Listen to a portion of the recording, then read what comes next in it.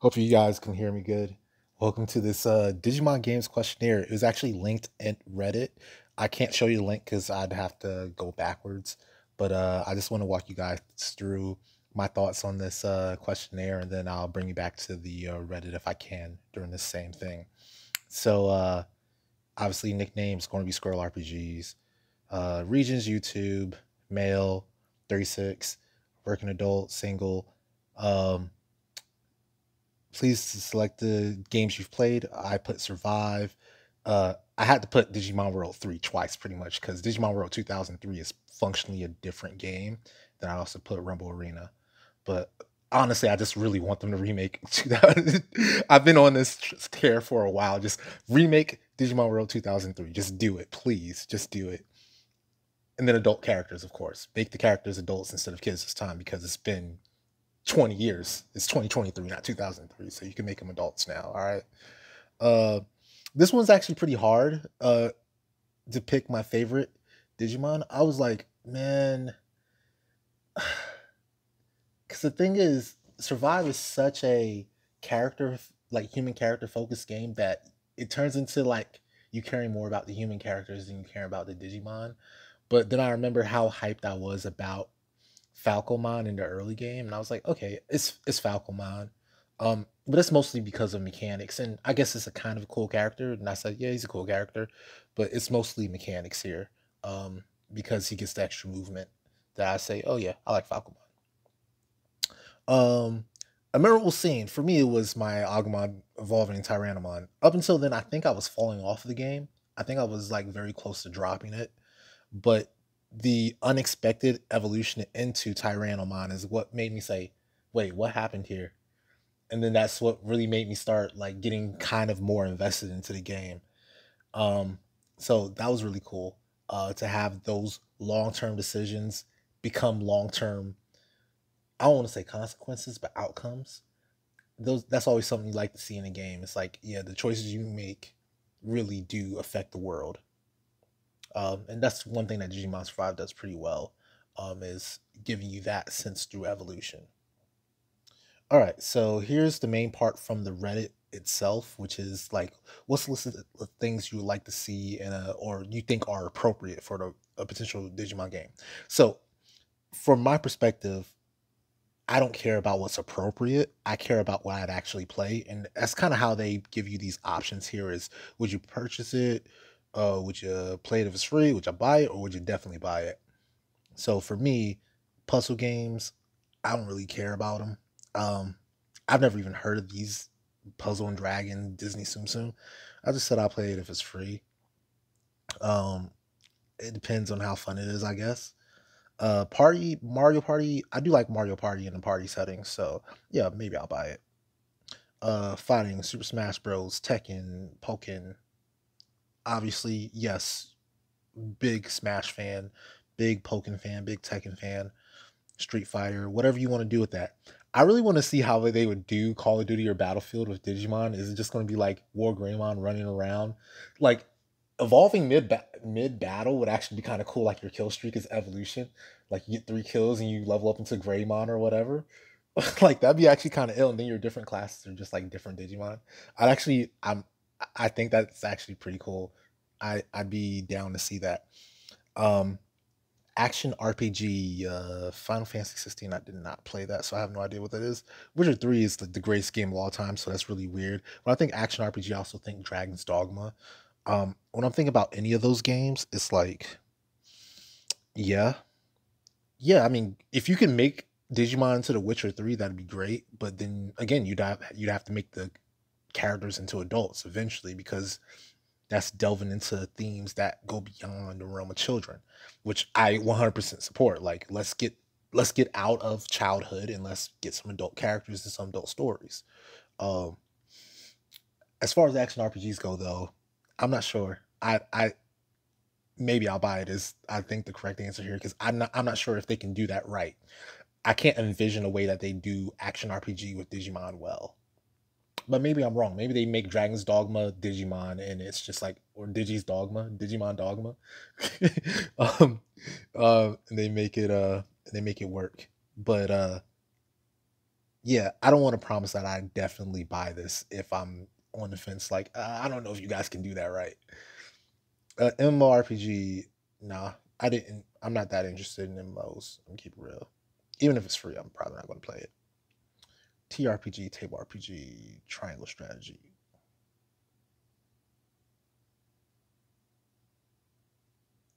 Or is that turn-based RPG? If that means turn-based RPG, does TRPG mean turn-based RPG? Because I see Fire Emblem on there. That makes me think it means turn-based RPG. Yes, 100%. Make that specifically Digimon World 3. Do it again. Just do that. Um, Matter of fact, throw out all my other comments. Just remake Digimon World 3. Period. Dot. Just do it. Make it 2003, not just 3. Don't do like Pokemon did with Heart Goes. No, excuse me, with Alpha Omega Ruby Alpha Sapphire, and forget to add the Battle Frontier at the end because they wouldn't remake Ruby and Sapphire instead of Emerald. Like, no, make the best version of the game over again. Make 2003 over again, so that you make sure that you add that piece at the end where you actually become world champion.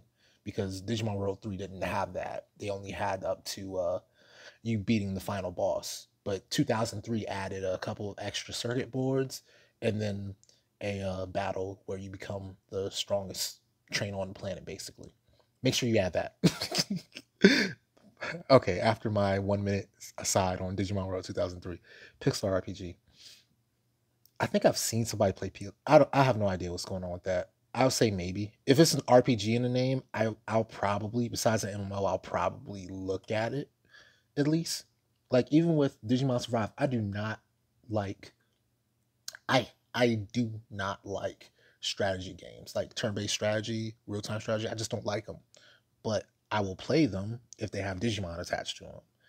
I'll at least look at it and say, hey, maybe I'll be interested in playing it. So with Pixar, yeah, maybe I'll play it.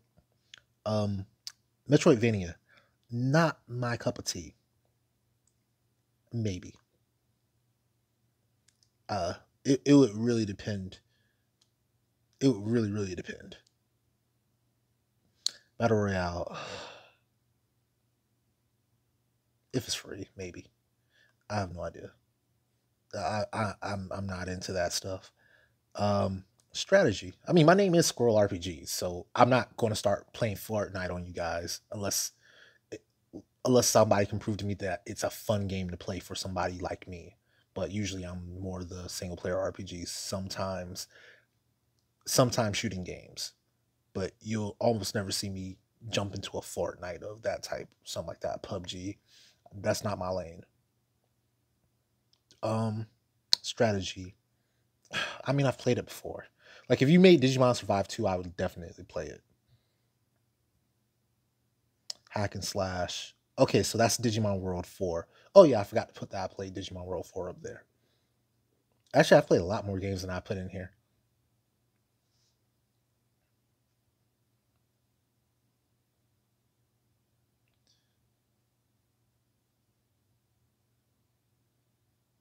Yeah, I played DS too. I bought Sun and Moon or whatever it's called, um, Dawn and Dusk, but I never actually put them into the DS and started it up.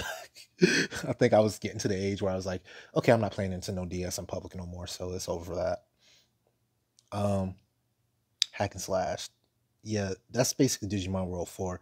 I didn't like it last time they did it. I'm keep real. I really did not like it last time they did it.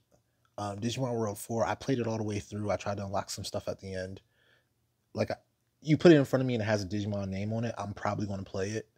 But I ended up not liking it as much as I wish I did. So they'd have to actually make it a good game. I'm gonna put that in the maybe column. All right, roguelike. Uh, I've never played a roguelike before, at least not to my knowledge. I think I've seen some people play them. I think there's like procedurally generated worlds and you like get random stuff and it's kind of like random every time. Maybe. I put that in the maybe column. MOBA. Uh I don't think I play a MOBA.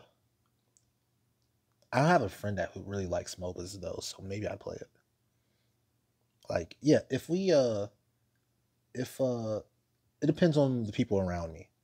if the people around me want to play it, or it's like something where like, hey, I know you play League. They made a game like League. I don't really like these types of games. You might not really like Digimon, but we can come together and coalesce on this one thing. Yeah, no, that's too much effort. I don't think I honestly don't think I'd be there. It might be one of these. Like, yeah, make it free and maybe I'll end up in it. Um, Souls like, I'm gonna say yes just because I want to know what DigiSouls is. All right, just like I want to see what the shooting game looks like. Just what I want to see what the Dragon's Dogma looks like of Digimon, or the Kingdoms of Amalur, Kingdoms of Digimon. Matter of fact, let's put this on the Destiny tab too. I want to see it. I want to see it. Show me what DigiSouls looks like. Show me what Elden Digimon looks like. Show me what this looks like. All right. I have no clue what this could even begin to look like. Like, I don't. And what I'm really afraid of is that you start with a character and that would be your only Digimon until the end of the game. Maybe you Digivolve it a couple times as you run through, but basically you start with Agumon and you're stuck with Agumon, or you start with Kunamon and you're stuck with Kunamon, and you just never progress from there. And that is what I'm really afraid of when I see Souls-like, right? Like, what does that mean? What does that even mean, right? So yeah, I'm going to say maybe not on the Souls-like. Um, but they're going to put Digimon and they're going to put Dark Souls like, or whatever they want to, a what is it, a stamina based RPG, or however you say it without copyright infringement, basically. So, um, basically, you're going to give me a game where I have a roll button and I get punished for dying, but well, not punished for dying, where I have a roll button and I respawn quickly when I die. That's basically what it is, right? That's what a Souls like actually is. You have a roll button and you respawn quickly when you die. And like you respawn not too far away from where you die usually. I would see it. Uh, I would I would like to play it. I'm just afraid that it would be Dark Souls with Digimon Paint, and I'm not sure if I would like that. I think it would need more thought into it, put into it than that. Than Because, like I said, my biggest fear is we start with one Digimon and we can evolve it. Maybe we can evolve it even different ways, but we only get like a single digit number of Digimon choices throughout the entire game to play. That is what I'm really afraid of, is Digimon choices during that type of game. Like, and that's the same thing I think I'm afraid of with all the more actiony RPGs. Like the action RPG, I'm afraid of that. Um, I'm slightly afraid of that for the shooter, but honestly, with the shooter, I would kind of expect. Look, if you want to get a good balance in a shooter, because it has to be a multiplayer game, you can't have 8 billion different variants of something unless they all mean nothing. Like, yeah, you could have 80 different Digimon choices if all of them have the same stats. But if you actually want to make meaningful different Digimon, it becomes very difficult to balance that many Digimon in a shooter. So I get, okay, you have these classes, they evolve maybe with your kill streaks or however you want them to evolve. Maybe they all have different trees, and just balancing that already sounds like a headache. If we get up to like 25 choices, you have five. Let's say we do it like Battlefield. You have medic, assault. I'm talking Battlefield 1. Medic, assault, support, and scout, right? Those are four main choices. And then let's say Agumon's my assault, and I get 3 choices to evolve it into, and then I get 3 choices for those, and I get 3 more choices for those. Just from what that means, I have to balance out not only with the other different classes. Like, let's say I have Agumon, Konamon, Falcomon, and Labramon as my 4 classes. Obviously, Labramon's going to be your medic. But let's say I have those as my 4 classes, right? If I have 12 different variants of Agumon Megas, or even just 5, I have to balance all 5 of those, not only against the other classes, but against each other. That gets very headachy. So when it comes to a shooter, I understand having limited choices. I just want one to be like, hey, you have 3 choices. Like somewhere in the realm of like I would say low double digits would be best. Like somewhere in the realm of up to 16 would be best. Like 9 to 16. 9 to 16 choices would be best for a shooter. Like you could start with 3 to 4 or 5. 3 to 5 starting with, and then 9 to 16 to end with. Maybe 20 if they want to get really crazy with it and they don't mind balancing for a long time. But that's for a shooter. For every other type of game, every single other type of game, I want to see a lot. I want to see high double digits, low triple digits of Digimon.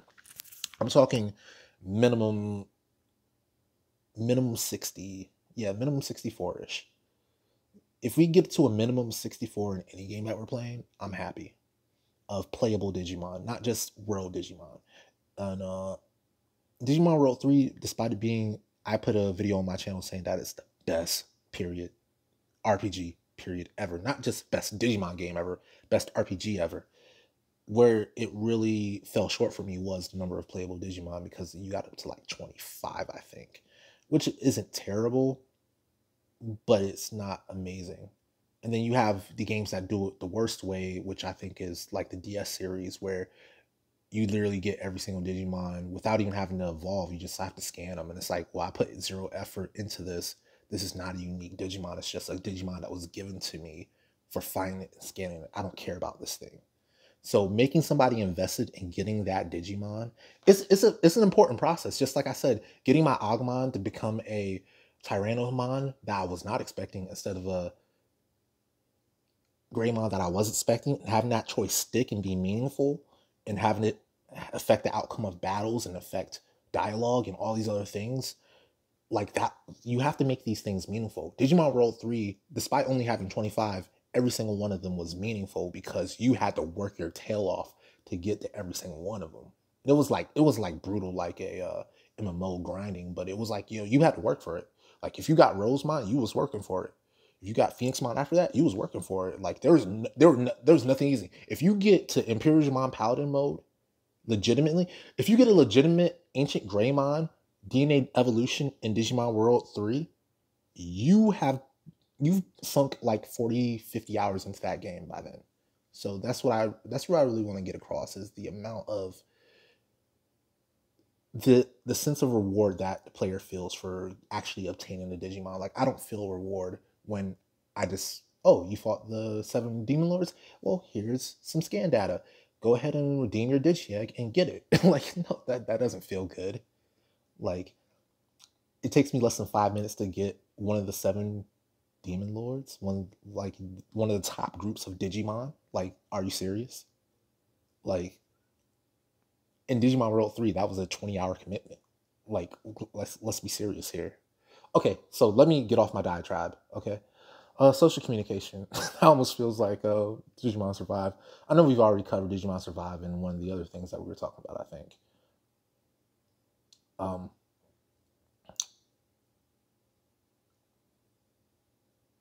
Social communication. I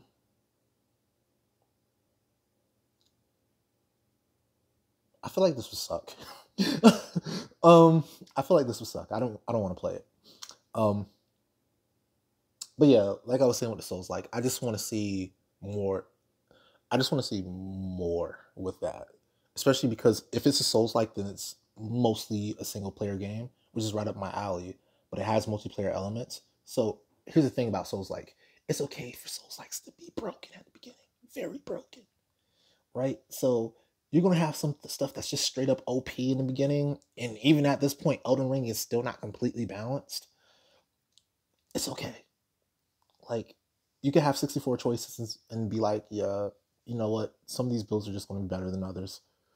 Like, if you go pure Arc in Elden Ring, yeah, good luck for you guys. If you go Arc Int in Elden Ring, good luck, bro. Card games. Okay, so here's my thing. I want the card game to be implemented alongside the other game. Just like with Card Battle in Digimon World 3, I want to be a part of the other game. So I don't necessarily want to buy a Digimon card game and play it, like, especially because it's just kind of weird to be like, you know what I'm saying? But I would like if you put it into the action RPG, or you put it into like the Witcher 3, or you put it into like the I guess this is this is the Digimon World 3s, the turn-based RPGs. If you put it in there and you make it online, even if the game is multiplayer in any other way, if you make the card game, the card battle multiplayer, that'd be awesome to me. So I wouldn't want to purchase a separate card game. But here's the thing, the card games are fun. Like, they are fun. Card battle from Digimon World 3 was fun. It was I don't know how to rank this, because I'd play it if it was free. Gives the impression that I wouldn't pay money for it. But really what I'm trying to get across is that they should make a card game. They should just make it inclusive to the other game. Just like with Witcher and Gwent and with Digimon World 3 and card battle. Just do that again. So I'm going to put it this way. But what I really mean is that I want it to be included into another game. And then make it multiplayer. Because that's what upsets most people about Gwent and Witcher 3, and what upsets me personally about card battle in Digimon World 3 is that, well, I guess it was PlayStation 1, but so it wasn't online. But yeah, make it online multiplayer so that people can play each other. And then you can do whatever. All right, so I am going to put in these comments, please remake Digimon World 2003.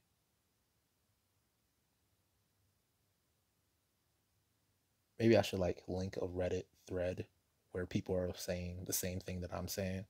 I should. I'm also going to link this video in these notes so they can watch this and get 22 minutes of commentary. So, as always, I've been me, you've been awesome. I'll catch you on the next one. Peace.